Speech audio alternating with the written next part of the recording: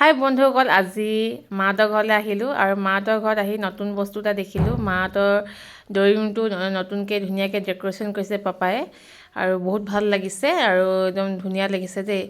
আৰু যিহেতু মাহঁতৰ ঘৰলৈ আহিলে মই নিজৰ হাজবেণ্ডৰ ঘৰলৈ যাবলৈ মন যায়, যিহেতু মা পাপাই ইমান ধুনীয়াকৈ ঘৰ বনাইছে নহয়। আৰু ইমানেই ভোক লাগিছে আহিলৈ।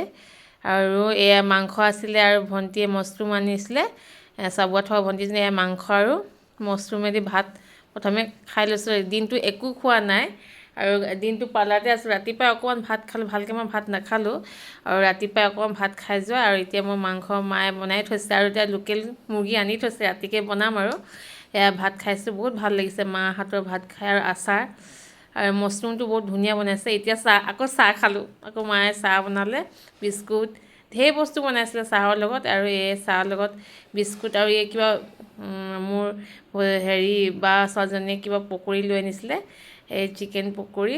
তাৰপিছত সেইটো খাইছোঁ আৰু এয়া চাহ একাপ খাইছোঁ। পূৰা দবাইছোঁ, আহিছোঁ মাৰ ঘৰত পূৰা ভালকৈ খাম আৰু।